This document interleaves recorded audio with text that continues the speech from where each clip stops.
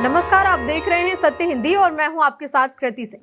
लंबे समय से कर्ज में डूबा पाकिस्तान अब अपनी राष्ट्रीय एयरलाइंस PIA यानी कि पाकिस्तान इंटरनेशनल एयरलाइंस को बेच रहा है। ये बिक्री अंतर्राष्ट्रीय मुद्रा कोष IMF से लिए गए भारी भरकम कर्ज के बदले की जा रही है। IMF ने $7 अरब का कर्ज देने के एवज में ये शर्त रखी थी कि पाकिस्तान को PIA में 51 से 100% हिस्सेदारी बेचनी होगी।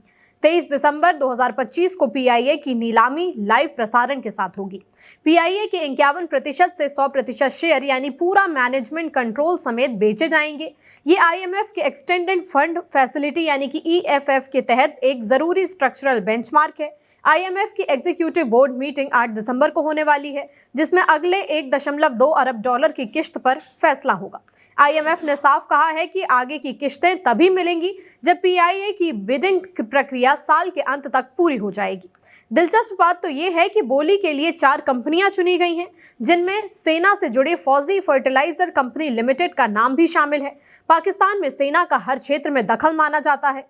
फौजी फर्टिलाइजर फौजी फाउंडेशन का हिस्सा है। आज पाकिस्तान के सबसे ताकतवर व्यक्ति फील्ड मार्शल आसिम मुनीर सीधे फौजी फाउंडेशन के बोर्ड में नहीं हैं, लेकिन वे क्वार्टर मास्टर जनरल QMG को नियुक्त करते हैं, जो बोर्ड का हिस्सा होता है। मतलब साफ है कि मुनीर और पाकिस्तान की सेना का फौजी फाउंडेशन पर सीधा नहीं, लेकिन मजबूत और अप्रत्यक्ष असर बना रहता है।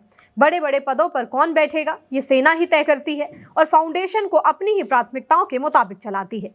फौजी फाउंडेशन वैसे भी पाकिस्तान की सबसे बड़ी और ताकतवर कॉर्पोरेट कंपनियों में गिनी जाती है। इसके अलावा PIA को खरीदने की रेस में लकी सीमेंट कंसोर्टियम, आरिफ हबीब कॉर्पोरेशन कंसोर्टियम और एयर ब्लू लिमिटेड भी शामिल है।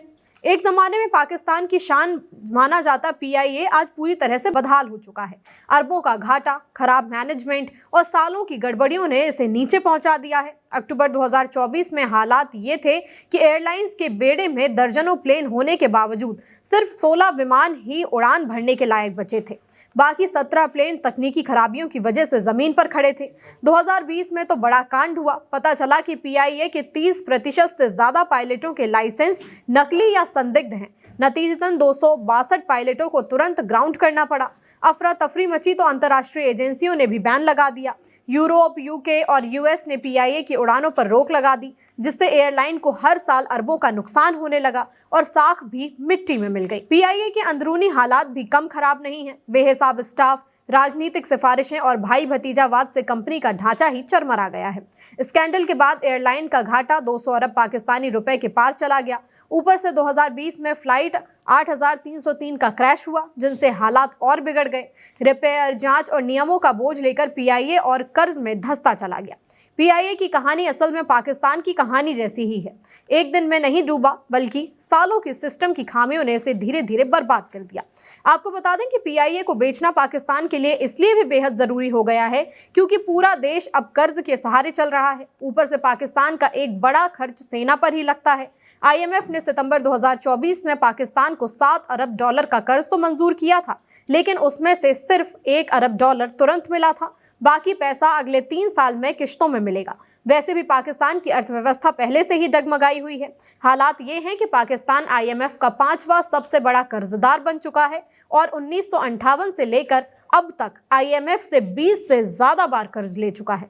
बहरहाल अब देखना यह होगा कि PIA की नीलामी वास्तव में पाकिस्तान की डूबती अर्थव्यवस्था को बचा पाएगी या नहीं। आपकी क्या राय है, हमें कमेंट करके बताइए। साथ ही चैनल को सब्सक्राइब भी कर लें। फिलहाल के लिए इतना ही। नमस्कार।